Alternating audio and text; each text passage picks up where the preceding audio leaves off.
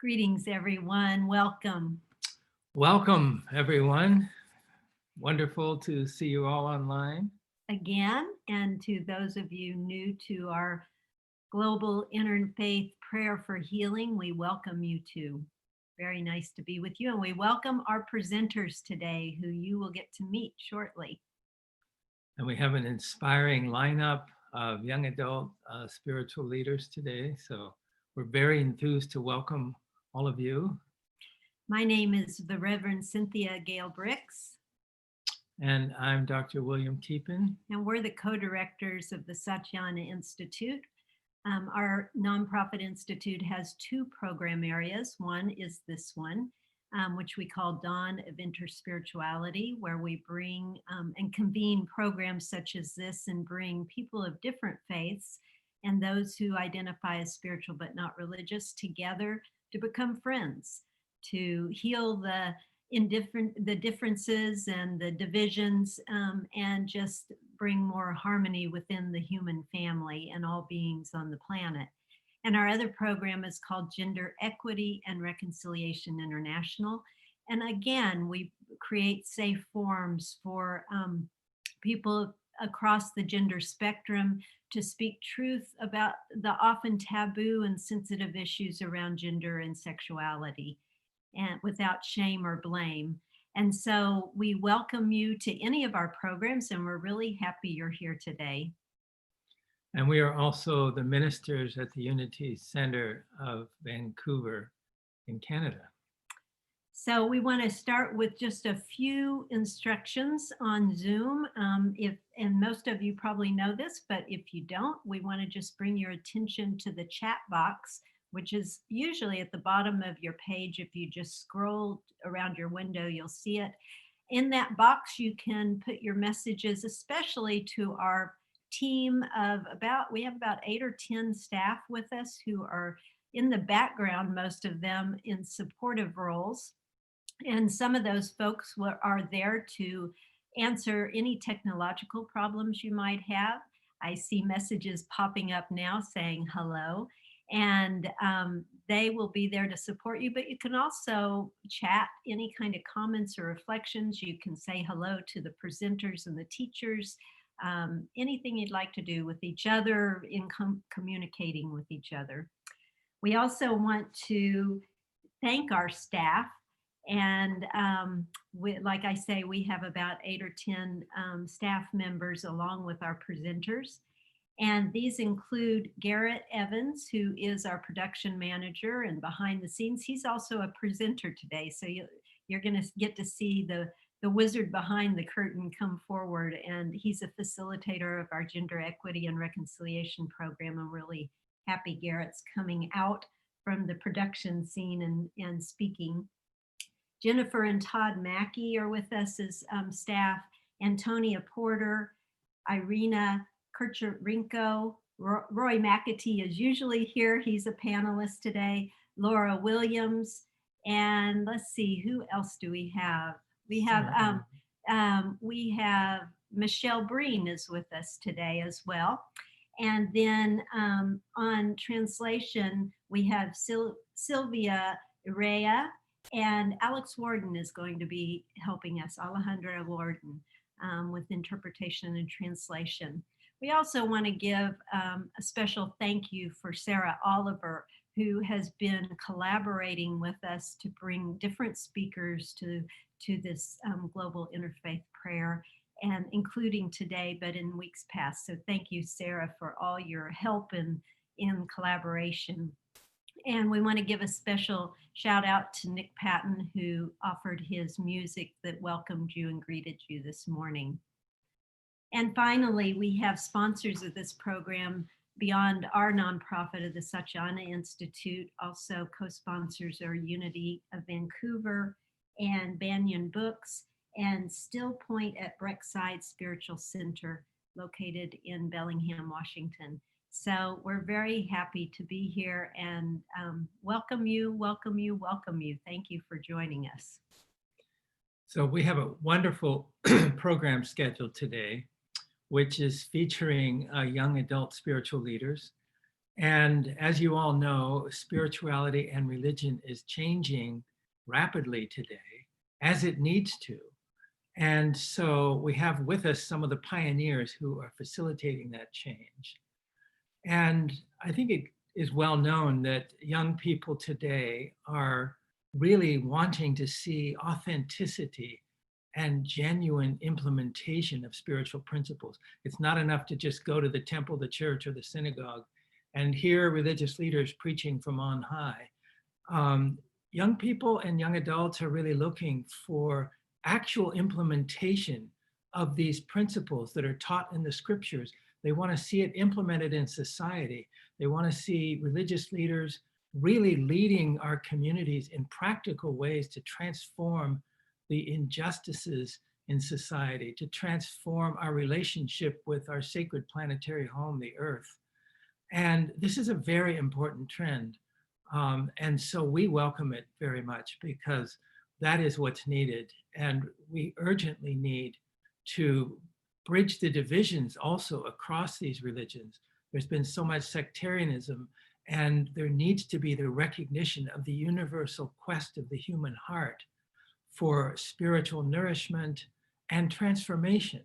And that's another thing that young adults are looking for is authentic spiritual technologies that transform consciousness and lead us into these higher spiritual states and stages of consciousness, which all of the scriptures proclaim. So, and of course, as we also know, the religions are meeting one another for really the first time in human history at a level that they've never done before. And so we're seeing a whole phenomenon of interspirituality and multiple religious belonging. And people are drawing on different wisdom traditions to basically find the practices that have the most transformative efficacy for them. So it's actually a very inspiring and exciting time in the whole realm of human spirituality as these traditions are meeting and as young people are demanding full authenticity and integrity within these traditions. So we are just incredibly enthused to invite these young spiritual leaders to be with us today and to hear from them. So we are also enthused that all of you out in the audience have continued to be here throughout the course of, this is our 7th week. And we've just had such a beautiful response. We want to thank you for joining us and give a little announcement that we will continue next Tuesday. Even if you're our presenters out there in the audience who presented before, you don't even know this, but we're going to invite all the speakers who have been with us over the 7 weeks to come back next week if they're able and do our one more gathering together. So we'll announce more about that at the end of our program today. So without further ado, we would like to bring an invocation and prayerful presence into our time and start with introducing our presenters and teachers here through that invocation. So will call your name, and this is the moment to our presenters that it's just a short prayer or a few words to bring us into the space. So we gather here from around the world, from various different traditions. We gather in the name of the one who is beyond all names, yet comes by whatever name we invoke. And so we'd like to invoke the one briefly and hear something very brief from each of our presenters. We invite the Reverend Matthew Wright. We begin in the name of the heart of life, the one God who is lover, beloved, and love overflowing, in whom we live and move and have our being. Amen. Thank you. And Kekasha Basu. Namaste Sarvabhutanang Vardasi Haritri Jagatistat Prapananang Swami Bhuvat Tatajanat. Thank you. Thank you. And Izzy Ben Ibrahim. A Hebrew version of the Islamic Basmala. B'Shem HaElohim, Rav HaChesed, HaRacham, Barachman. Thank you. And Amina Frijak. An Arabic version of A'udhu Billahi Minash Shaitanir Rajim, Bismillahir Rahmanir Rahim. And the Reverend Claire Morgan. Our help is in the name of the Holy One, the creator of heaven and earth. Amen. And Sandra Susila. Pues yo hoy agradecer y rezar para I que want to pues recordemos siempre que I somos want to esa thank divinidad, and to ese pray Dios, y que lo reconozcamos en los that demás. we I hope. recognize and we love God.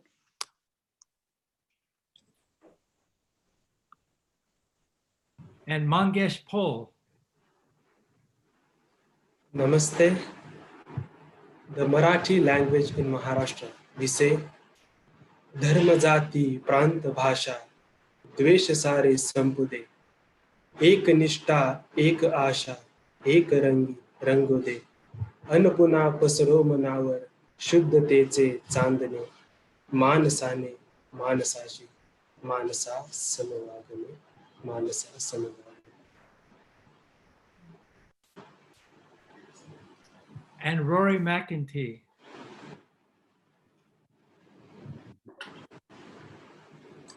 From the depths of who we are, may we become radiant expressions of your singularity in great humbleness and love.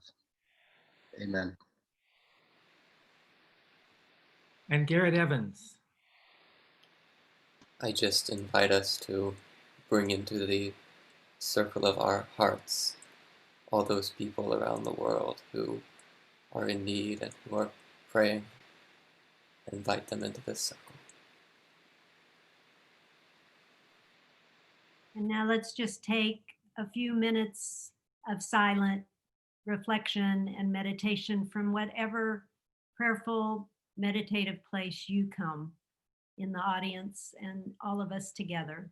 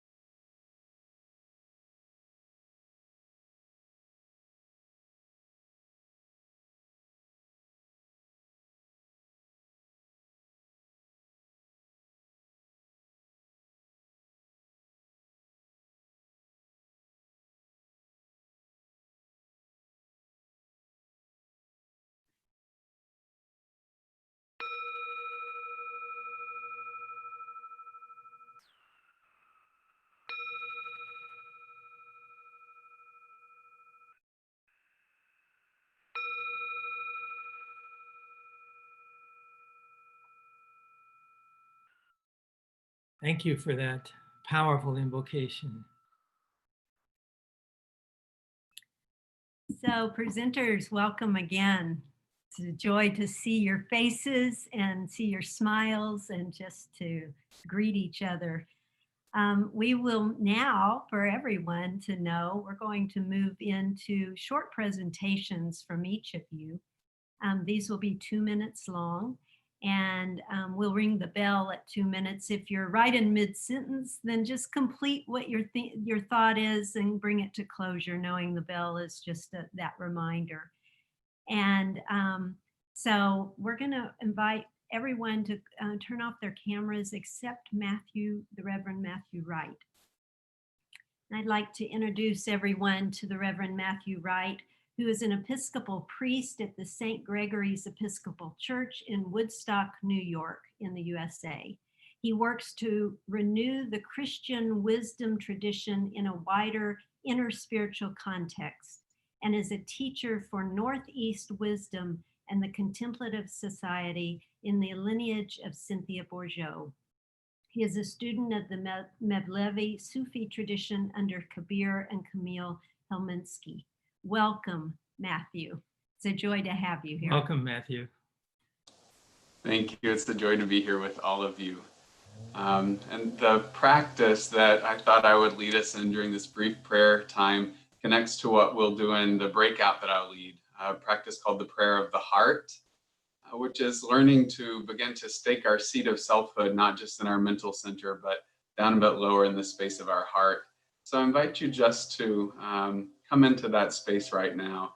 And you might even gently place a hand over your heart as an anchor, and you can close your eyes or hold them in a soft gaze as you feel moved. And bring your attention to the space of your heart, imagining that you are breathing in and out through your heart, which you are doing through your heart center.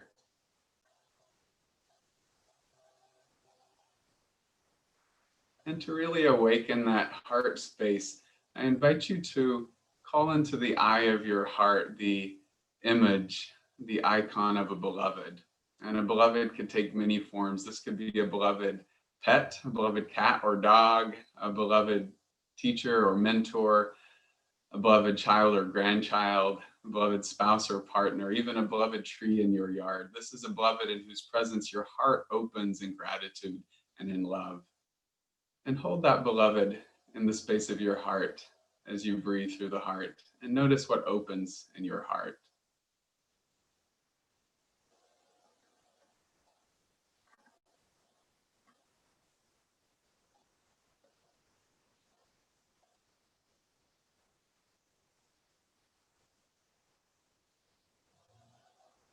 Be it gratitude, joy, love. Notice the qualities that are awakened. And notice what it is to hold awareness in the heart rather than the head.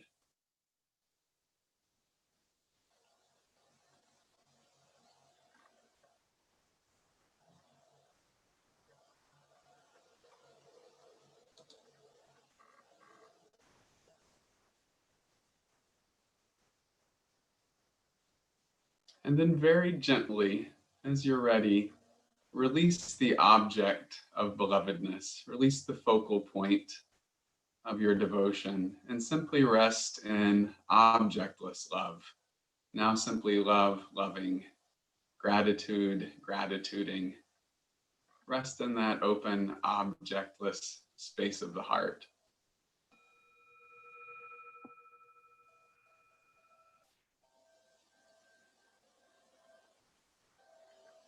And see as we move through the rest of our time together, if you can continue to return gently, continue to hold a bit of awareness there in that heart space as we move through the morning. Amen. Amen. Amen. Thank you, Matthew. Thank you, Matthew. We now would like to invite Kekasa Basu. Kekasa founded the Green Hope Foundation when she was 12 years old. And at 19, she is the youngest recipient of Canada's top 25 women of influence. She's an activist based in Toronto for children's rights and women's rights and sustainable development. She's also a United Nations human rights champion, youth ambassador of World Future Council, a National Geographic Young Explorer, and winner of the International Children's Peace Prize. So welcome, Kekashan. Welcome. Thank you very much. I'm so privileged and grateful to be here today. Now, a life of dignity for all where no one is left behind. This is the overarching objective of the United Nations Sustainable Development Goals, a blueprint for the betterment of not only humanity, but of planet Earth. Now, when it was adopted in 2015 by the member states at the UN General Assembly in New York, this ambitious program set forth the 17 goals and 169 targets to bring about a balance amongst economic progress, the environment, and society. And in effect, this was a reaffirmation of the principles of harmony between nature and all living beings that is a basis of all our religions.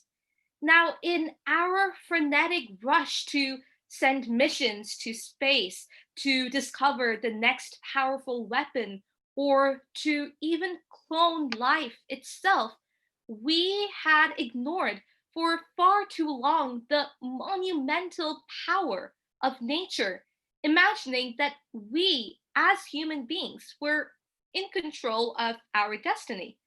Nature kept reminding us of our fragility, but the so-called superpowers ignored them as events that only the developing nations had to cope with.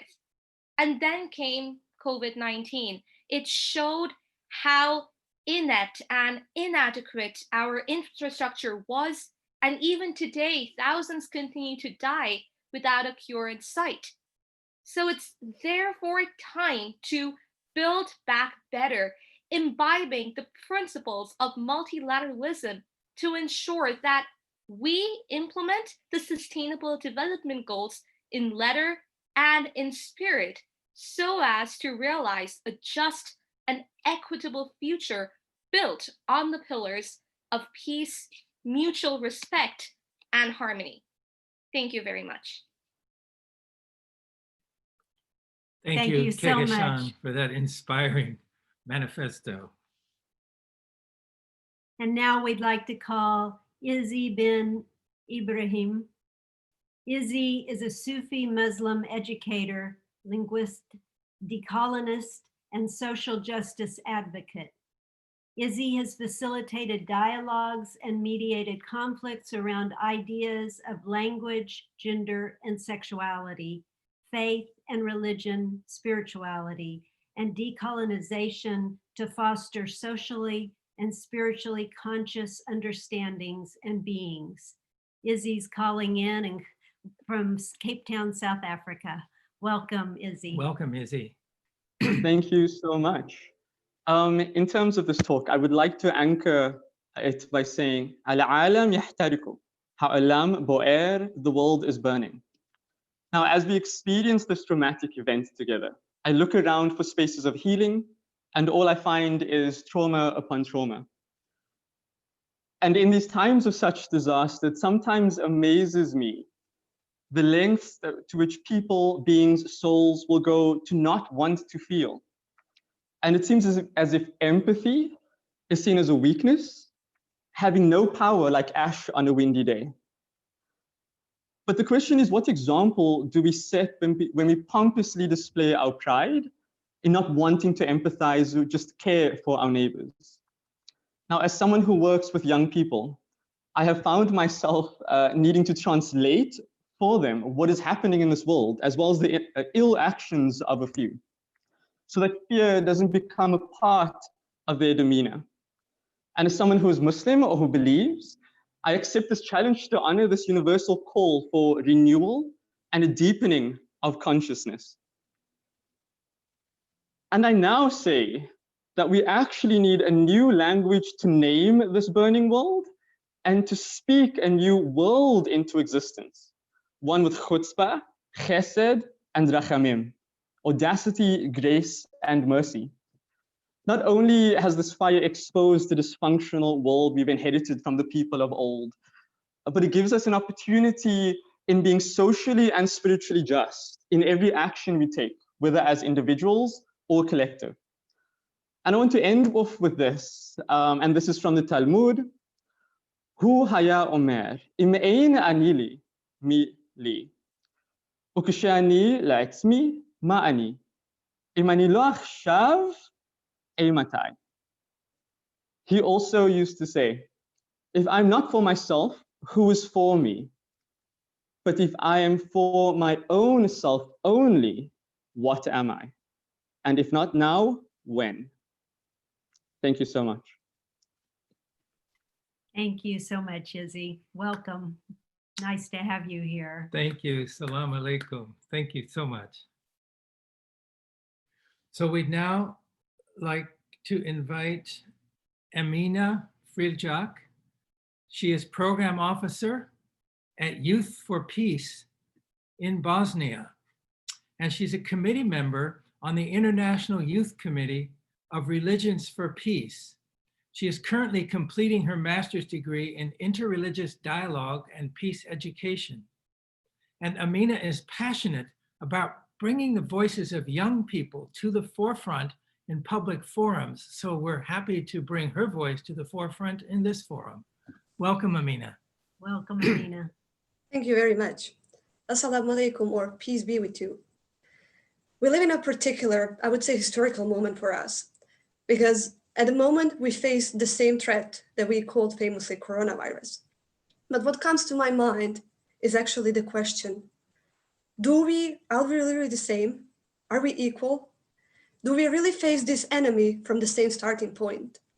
I would say no, because Corona might show us that we actually, each of us can be infected, but we don't have same chances to be infected, because this situation made our inequalities even more visible. Not all of us have access to food, to shelter, to water, or even can wash our hands for 20 seconds minimum with the proper hygiene products. Not all of us are healthy. Not all of us have access to protective equipment, not to say to healthcare system. This is a perfect moment for us to reflect and actually to think of what we have and show gratitude for what we have, but also show solidarity to those who are less fortunate than us.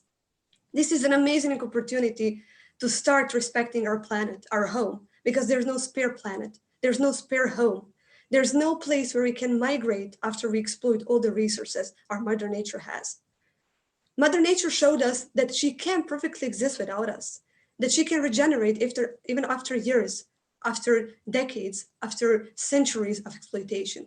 So I really pray to God that we start living in harmony with the Mother Nature, that we start seeing ourselves as guests here, because this planet doesn't belong to us.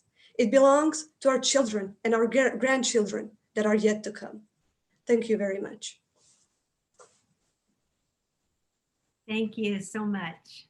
And Thank you, welcome. Amina, and welcome.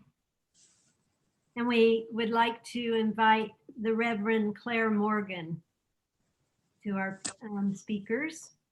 Claire is an Anglican priest, artist, dervish, and community director and co-chaplain at the Heini House, a spiritual international community for young adults in East Vancouver.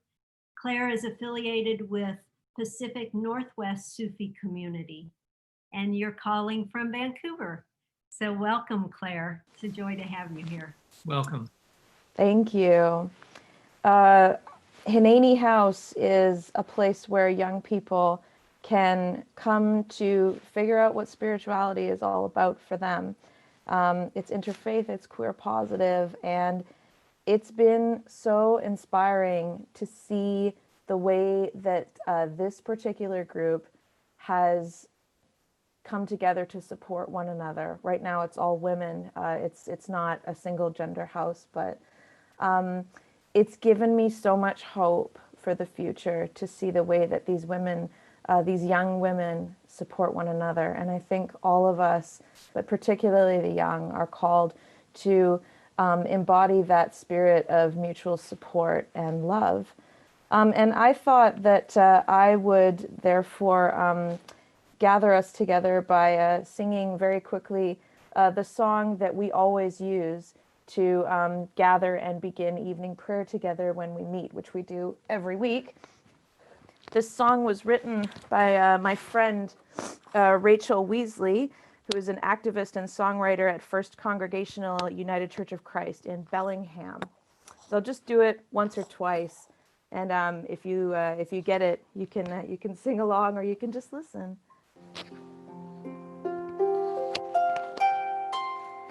Sweet and holy friend, welcome here. All of who we are, welcome here. Faithful, loving guide, welcome here. Welcome here. Sweet and holy friend, welcome here. All of who we are, welcome here. Faithful, loving guide, welcome here. Welcome here. Sweet and holy friend, welcome here. All of who we are, welcome here. Faithful, loving guide, welcome here. Welcome here.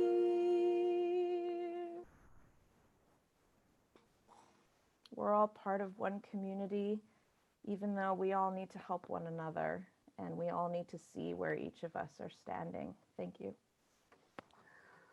Thank you for welcoming us all here so beautifully, Claire. Thank you, Claire. Pleasure to have you. I would now like to invite Sandra Susila. Sandra is a Vision Quest and Temazcal guide from Mexico, from Guadalajara, Mexico, and a dancer of the Earth, Sun, and Moon. Sandra is a student of Abuela Margarita, and she learned the concept of the cosmic family by connecting with the ancestors and with Mother Earth and with care of family to remember who we are together. So, bienvenido, Sandra.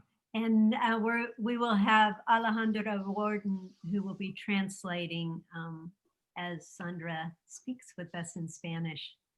Thank you, Sandra. Pues muchas gracias. Gracias, Thank you very Alejandra, much. por siempre ayudarnos con tu don y compartirlo. Thank you, Y Alejandra, for agradeciendo sharing your pues gift. a los guardianes de todo este espacio And thank you to the guardians of all this space por ayudarnos a compartir lo que for help somos. us share what we are. Y bueno, a mí me encanta I love la interespiritualidad. interspirituality Ayuda a vernos, a because ver it helps esa us see esencia us, divina en nosotros. that divine essence in all of us. A mí me encanta mucho el temazcal. El temazcal nos enseña a I que like somos Temazcal espíritu because y it teaches materia. that we are spirit and matter. El temazcal es como un The iglú, Temazcal una is like an cajita igloo hecha por varas, made of dough and que aquí les muestro un poquito de here cómo I'm está showing you construido. how it's built. Lleva 4 varas It que has se 4 cruzan sticks de that este a cross oeste y from 4 east to varas west and que 4 se cruzan de norte a sticks sur. that cross from north and south to south. Y me encanta entrar al temazcal porque me And I hace love to enter the recordar que Temazcal siempre because it voy a makes me ser espíritu y remember materia, that I will always que be spirit and mis matter, pensamientos y mis that my sentimientos thoughts son and los my que van a feelings alimentar ese are the espíritu y ones that are materia. going to Y nurture that dentro del spirit and matter temazcal that I am. Inside the entran Temazcal, unas piedras we put que some son stones. volcánicas, There are volcanic en color rojas stones. por el fuego. And then we put leaves and the fire. Y eso simula que somos nosotros ese espíritu así de And that encendido y así de simulates that prendido. we are the spirit, that we are ignited. Y bueno, cuando me invitaron a hablar, a When they compartir invited en me este to día, share this me today, pedían un currículum. La they verdad, asked me for a curriculum. durante toda mi vida he aprendido cosas maravillosas. He crecido During my whole life, I learned very en beautiful muchas things artes, and many arts, pero realmente eso no soy. Yo no but that soy is not corredora what de I am. temazcal, no soy I am not danzante, really no a soy realmente leader lo of que a soy temazcal or a singer or an es artist. ese espíritu y esa materia. What I really ¿Qué voy am a is that hacer con ese spirit and espíritu that y con esa materia? matter. What I'm ¿Voy going a to do with edificar that? o voy a destruir? Will I'm going to build something or destroy something? Hay muchas historias con There are esto many del virus del stories COVID. with the Una virus, de with ellas the COVID virus, and one of es them que fue creado para it was lastimar a created. las personas, It was created to hurt people, pero but nos ha dado un mayor regalo, que it es had given voltear y us a big vernos present y ver which, esa esencia divina que hay that en we can nosotros. see ourselves more clearly and we can espíritu notice our y esa essence and the materia spirit and matter que es sin that, juzgarnos. that is without Simplemente judgment. y que nuestros pensamientos y nuestros sentimientos And that siempre our estén thoughts bonitos para que and manifestemos bellas y actions, sabias I hope that they experiencias. will always be Ajo, lovely so muchas that we gracias. can always continue to be like that. Aho, thank you very much. Muchas gracias, Sandra. Muchas gracias, Sandra. Welcome. And now we invite Mangesh Pol, who Mangesh is the international coordinator of Maher Interfaith Association and youth ambassador and peace counselor for Maher Ashram in Pune, India. Maher has established 49 homes across India for battered and destitute people, women, men, children, founded by Sister Lucy Kurian.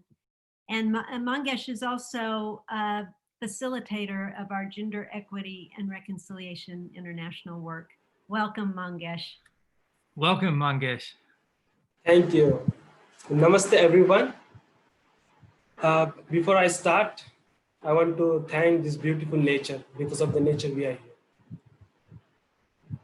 Today, I want to just share in this 2 minutes about, in India, we have so many religions, so many castes, but I born in untouchable caste, untouchable family. It means we don't have a right to touch any other people. We don't have a right to drink water as other people are drinking. We don't have a right to walk as other people are walking. The age of 6, one angel came into my life, and I was looking for food. I was looking for school. I was looking for everything because my life is untouchable. Nobody wanted to touch me. Everybody was kicking me, hating me. The angel came in my life. Her name is Sister Lucy Kurian, who is the founder director of Maher NGO. She came and she asked me, what you want? And I said, I want food. At that time, my religion was food. And she said, come with me. She said, come. And I went to her house, and that house called Maher. And it means, in Marathi, it means mother's home. And the day I went in that house, I saw, you see in my background, there is all the religion symbols. In the middle, there is light. And the light is a divine prayer. And I asked Sister Lucy, what is this? And she said, we respect all religion, we respect all caste, all races. And I said, wow. And outside, everybody was hating me. And this is my chance to be in this family because here they welcome everyone. So I touched and I said, yes. And Sister Lucy was always teaching me to morning prayer and evening prayer to the direct to the divine, not particular God, because the God, what we see, she see in the people, because she's helping more than 1,500 people. And then I said myself, wow, there is no need of religion or there is no need of caste. There is only one religion, that is love. And that's what the people are, begging for. And I start, yes, the love is also my religion. Because the boy who born in untouchable family, now trying to touch so many lives. And this is, the love is my religion. And that's why I'm started working with the Interfaith Association for service to humanity and nature. Thank you. Namaskar. Thank you so much. Thank you, Mangesh. Thank you. It's a pleasure to have you with us. Such a pleasure, as always. Okay, and now we'd like to invite Rory McEntee, who is completing his PhD in inner spiritual theology. Rory was mentored by Wayne Teasdale, who coined the term interspirituality, and also one of our common mentors, Father Thomas Keating. Rory is also co-founder of the Charis Foundation for New Monasticism and Interspirituality, and he served as administrator of the Snowmass Interspiritual Dialogue, which was convened by Father Thomas Keating. Rory is also co-author with Adam Bucko of the New Monasticism and Interspiritual Manifesto for Contemplative Living. Welcome, Rory. Welcome, Rory. Thank you, Will and Cynthia. Thanks for having me here and for putting this on, first of all, and welcome to everyone who's here. And before I even say anything, I guess I just want to say what a wonderful group we have. And it's so good to see some old friends and some new people, and just what a wonderful group. So for myself, I've been thinking about what we're going through in the world. And I guess part of my thinking on it is, I'm wondering, I'm a little worried about how do we take the next step? Where do we go from here? And a little bit about kind of preaching to the choir that can happen a lot, where we often have a lot of us that share the same values and the same ideas, and we kind of help each other out as a Sangha by talking about them. And then I'm thinking of, where do we go from here? So vocation is really what I would like to talk about. It's what I'll do in my breakout session. How to kind of live a life of vocation. What are we being called to? And how can we use this time when so many of us are living apart, have a little more time alone, a lot of Zoom time, and at the same time, the horrific inequalities are being exposed in our societies, as some here so passionately spoke of.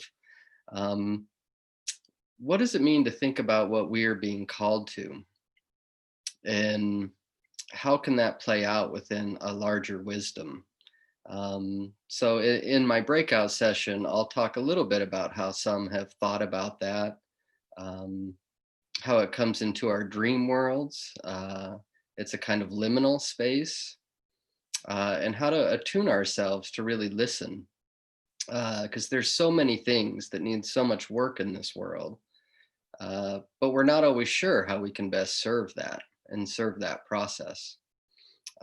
So how can we tune into a deeper wisdom and really learn to live a life that's constantly checking in and reattuning us to where we can best serve and best be part of the solutions? And so we're just going to have a conversation and explore that a little bit more. And I really believe that there's a time coming after this virus that really helps. There will be a lot of support for new structures and new ways of looking at the world. Thank you. Thank you, Rory. And may it be so, a new civilization. Thank you for being here. So now we'd like to invite Garrett Evans. Garrett is the International Program Officer of the Satyana Institute, and he's a trainer for the Gender Equity and Reconciliation International Program, lovingly known as Jerry. His background combines Zen, meditation, and conflict resolution with a deep love for the world's contemplative traditions. Particularly through Jerry's work, Garrett feels called to combine contemplative practice and healing work in the world.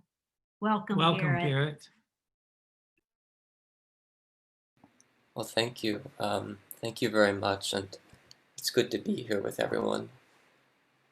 I think what I just like to speak to briefly in this time is just what seems to be the feeling of increased uncertainty in this time. And of course, this is different for all of us, depending on our circumstances and position. But at the same time, it seems to be prevailing across the world that there's a greater uncertainty right now, certainly. And, of course, the time of uncertainty is also a time of need, where there's a greater need to connect with and to take refuge in something larger and something beyond ourselves. And this is in many ways the higher purpose of our religious and spiritual traditions, to give us a pathway to connect with and take refuge in that.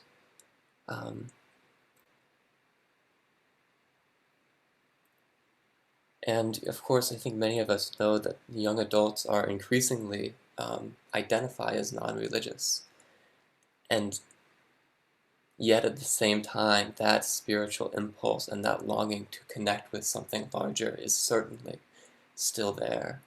And I think it's easy to look out into the world and to see, in many ways, it pains me to say this, to see the ways in which the religions have betrayed this calling to open a pathway for us to commune with the divine. And my conviction is that in many ways the way through is for us in our religious traditions to start to take responsibility for the ways in which we have gone astray. And that through that process of speaking truth and taking responsibility, we can start to reclaim the heart of each of our traditions. In many ways, these traditions are the spiritual treasures of humanity. And in taking responsibility and in confronting with truth the ways we have gone astray, we can start to reclaim and come back into the higher purpose and calling of each of our traditions. So that's my conviction and also my prayer. Thank you. Thank you, Garrett. Thank you for that beautiful prayer, and thank you for your conviction. Thank you to all the presenters. We just want to also mention that Father Adam Bucko at the last minute was not able to join us. We were all very sad for that, as well as he was, and he sends his heartfelt regrets that he's not able to be with us today. So we'd like to now to invite all the presenters to start your videos, and we're going to move into a time of just engaged conversation, if you will, just a panel conversation. And we're going to preface it with a few words and a couple questions for you to ponder, for you to reflect on, to respond to, if that's where you want to take this. And if not, we'll see where this all opens up and where the comments and reflections guide, I guess. So as you want to speak, just unmute yourself, and then as we move into this time together. So, and please share the time, being mindful of one another, and feel free to interact with one another. That's the whole point. So we're just going to put forward a few prompting questions and then let you all take it from there for about, 18 minutes or so. And we'll keep the time. You don't need to worry about that. So in this unprecedented time of the coronavirus, what is our highest calling individually and collectively as a global human family? And as young religious and spiritual leaders from diverse traditions, how can we set aside our differences and engage in this crisis as a rare and profound opportunity to bring our spiritual communities together in unity, to collaborate, to manifest the divine promise, which is proclaimed in different ways across the traditions for a new heaven and a new earth? And what do you feel are the highest priorities now for social and cultural transformation that will enable a positive future for humanity and the earth?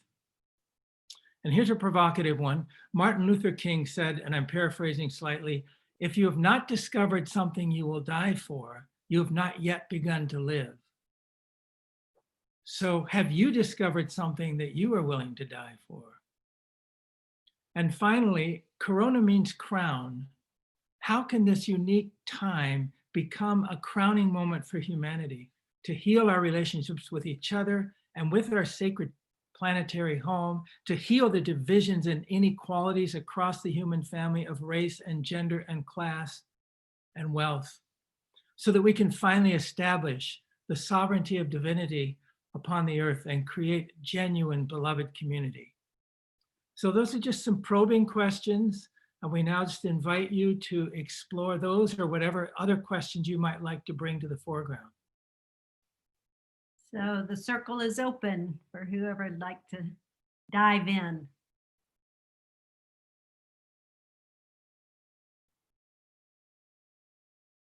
Sure, Claire, please. My friends, I resonated so much with so much of what you said. Everything just like made my heart. It was so, I think there was so much resonance within each message that it's even hard for me to exactly remember who said what.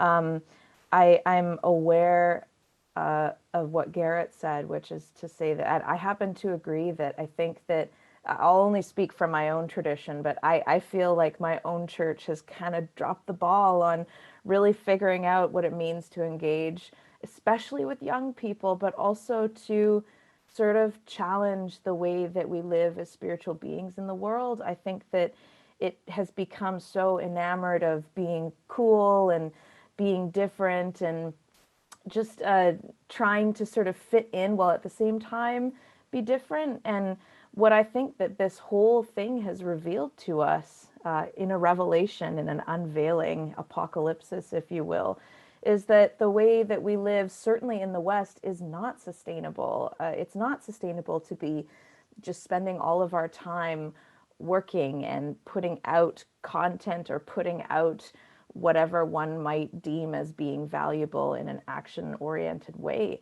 And I think that what young people, especially because young people have a lot of different ideas, but also places of faith where we are called to be together and to imagine strange and wonderful futures. We're called to find an alternative model of living together.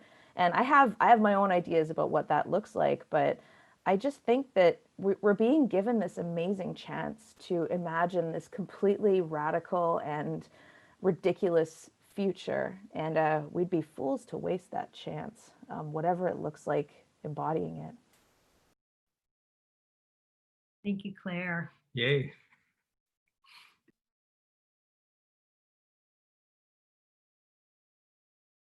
Yeah, just Sandra, did you have something? Yes, and then Alejandra will translate.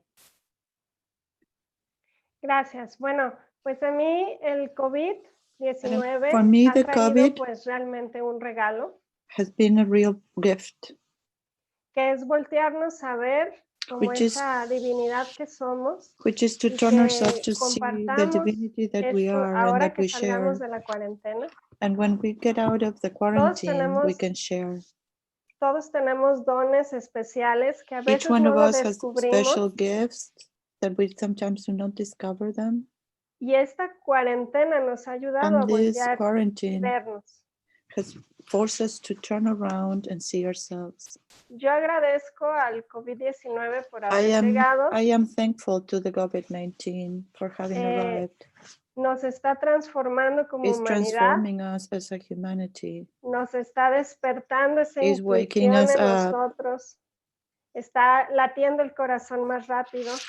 Our hearts are beating Que faster. es la mejor brújula que tenemos en nuestra vida. It's the best sign that we have in our lives. Necesitamos todos tener esa brújula, esa We intuición need all of us to have para that seguir sign pointing nuestro north, ser y dejemos de so seguir that it points to our own otras being. personas, So we stop following other people. que otras personas suman, nos ayudan a And other crecer, people add to us, they help us grow. pero es importante But it's sacar important esa divinidad y esa to luz que hay en bring nosotros. that divinity and light that is within us. Ajo. Gracias, Sandra. Kekasha. Yes, I completely agree with what my fellow panelists have said. And I have understood that this virus has shown that it treats everyone from every faith with equal disdain. And I think this is a wake up call for all of humanity to learn to embrace our diversity and be one with it. And in such times, safety really should be our first priority. And it depends on each and every one of us, no matter where we are or what religion that we come from, to behave responsibly to limit the spread of a virus. And since a cure is out of reach at the moment, we must act to aid its containment. And it's a time of empathy for all of us. And we must do all that we can and all that is possible to alleviate the pain and suffering of others. And every action, every prayer will help in that process of healing.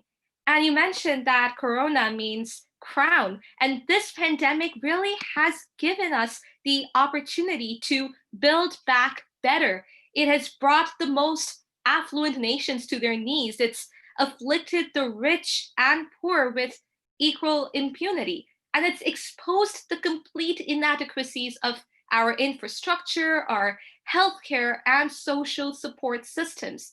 So, this is the crowning moment. This is the moment in time for us to take stock, to learn from our mistakes, and to really just build a better world. Thank you. Amen. Beautiful. Thank you. I want to bring up the provocative question again for the pondering and maybe response if you choose to. It's an invitation. But as Will said, paraphrasing the Reverend Dr. Martin Luther King Jr., if you have not discovered something you will die for, you have not begun to live.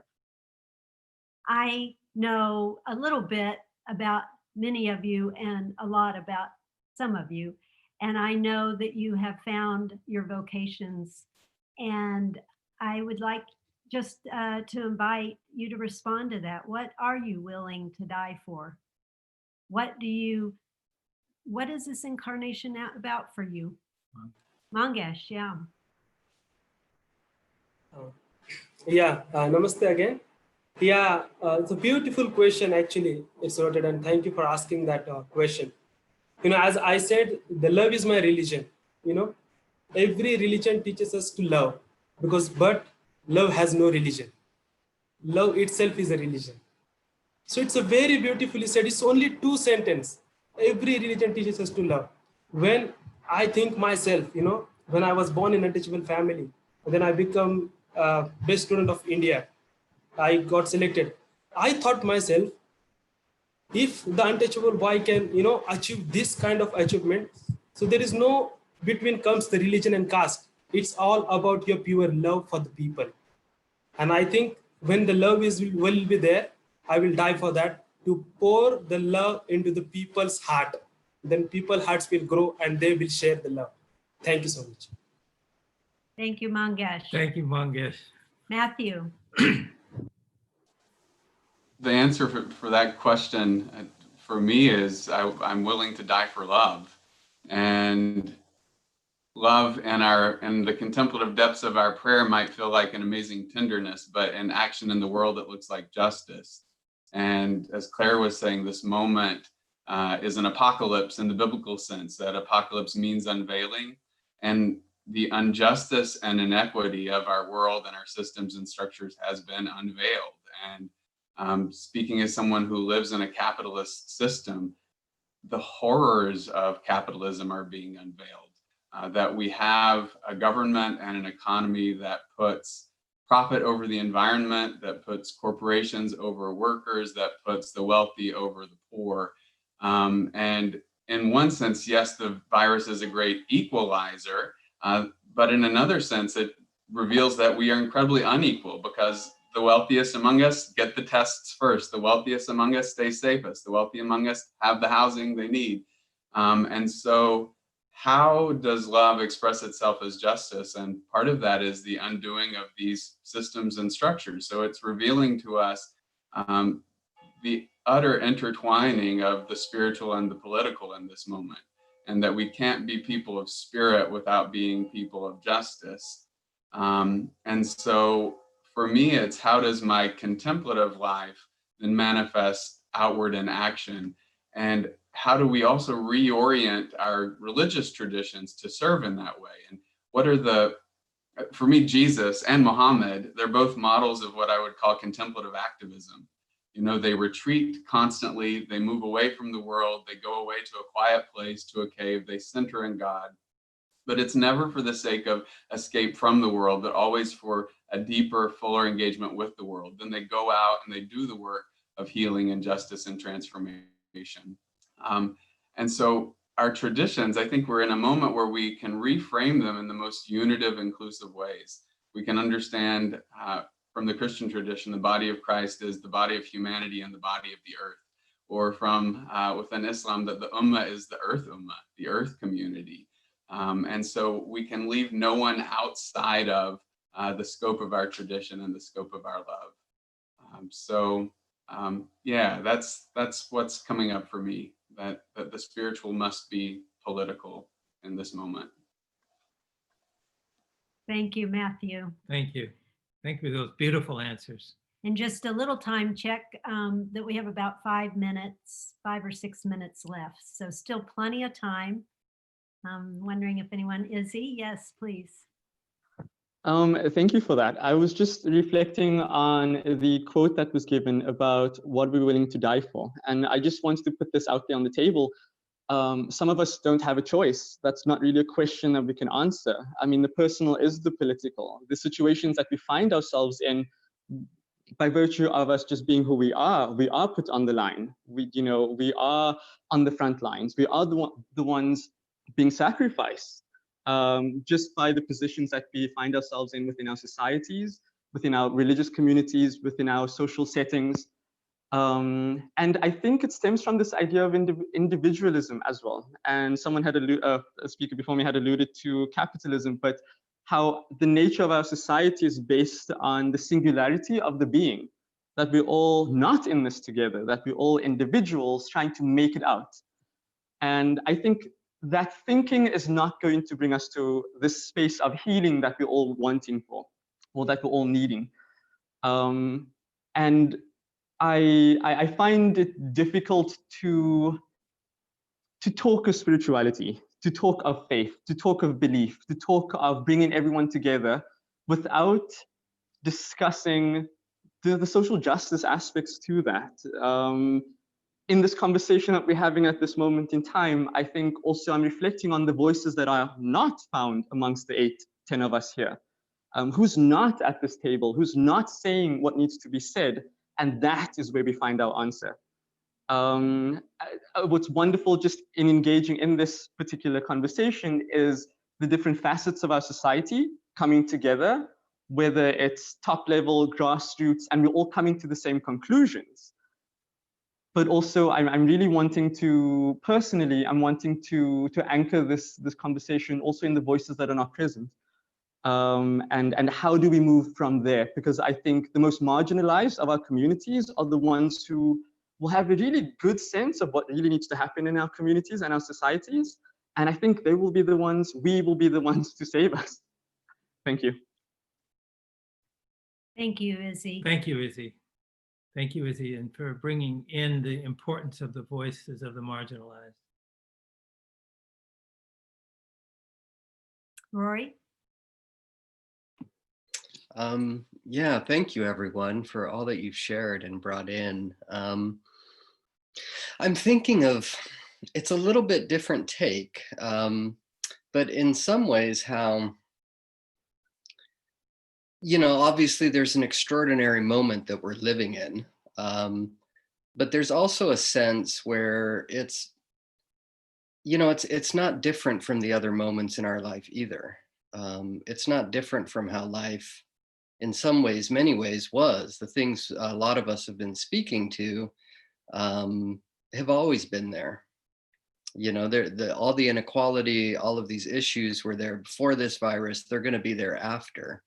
And so part of my thinking is how to how to utilize this moment without getting caught up in it, not making it overly something that's just going to change everything, because this moment's going to pass and we're going to find ourselves back in our lives. So how do we incorporate practices, ways of being in the world that are going to stay with us for the long haul, that are going to really lead to long-term change, which is not going to happen overnight, and lead us to really live lives that are worthy, that we can be proud of. And I guess that's my answer to your question. What would I die for? I would die for my life. My life is precious. There are things only I can bring into the world, and I feel that for every person. How do I make the most of it? How do I really utilize it? And how do I do that over a lifetime? And to make those decisions, I would be willing to die for. Makes me think of Jesus. You have to, those who try to save their lives lose them. And in order to save your life, you must lose it. How do we learn to live that in a constant way every day? Thank you. Thank you, Rory. And we have just a couple more minutes, so we want to make a space for Amina and or Garrett. Or both. Or both. Yeah. I'll just say I'm sitting here I'm very struck by this idea of this as a kind of unveiling.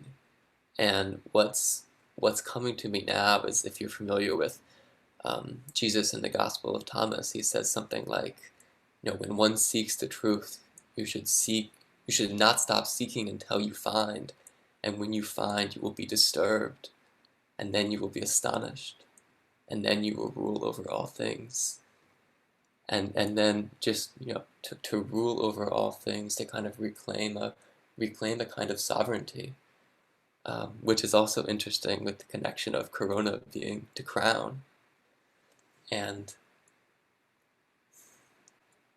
I guess I'm sitting with this question of how to, what's the proper way to be in this time of intense uncertainty, where all that's being revealed is being revealed, and all that's being revealed in society is in a way a reflection of something being revealed within me. And what's the proper way to be with that, so that we can be astonished and ultimately rule over all things and reclaim that sovereignty and right relationship with each other. Thank you, Garrett. Thank you. Beautiful. And Amina? I'm really overwhelmed with everything what people said, because it's so much wisdom there. But I will just leave us with the question, how we can rethink the world that we lived, because I don't want to go back to the world that we had before Corona. And I don't think we should go back to that world. We have to rethink it. And this is actually the question that should be in our heads, how to do that. And actually how to overcome those inequalities that somebody said they actually existed before the Corona. Corona just emphasized them. Corona just made them more visible. And it's just up to us to think and to seize this opportunity, because we should use this crown, as you said, as an opportunity, and to see it as an opportunity, not as just a crisis or some kind of challenge that we have. So just have this question in your mind, how to rethink it and how each of us as individuals can do it, because the change comes from us, from the individuals. When we change, we can ask other people to change. We cannot ask to change and stay the same. Thank you. Thank you. That's beautiful. May it be so. And what a beautiful conclusion to this panel. I'm reminded of Father Thomas's, founded the Centering Prayer, and along with Cynthia Bourgeot and many others who carry that forward. And the welcoming prayer, the welcoming aspect of prayer, of welcoming not in an unhealthy way with the coronavirus, but in a healthy way, that it is unveiling so much for us. And it's a time when we can, as all of you were saying, it's a time of unveiling and welcoming in what is possible and the transformation that we do need to go through for the new civilization. We thank you all for this beautiful time. We wish we could continue on in the richness of what has just begun. And we also want to get you into your individual breakout rooms. And even though you'll be in individual breakout rooms, you'll be weaving the web throughout all those breakout rooms to create the new. So we're going to have Garrett give us some instructions for everyone, presenters and participants. And those of you on YouTube Live, we're really happy you're here. And we invite you in this next section, we're going to go on to a different Zoom platform, but we invite the YouTube Live people to join us if they can as well, if you can.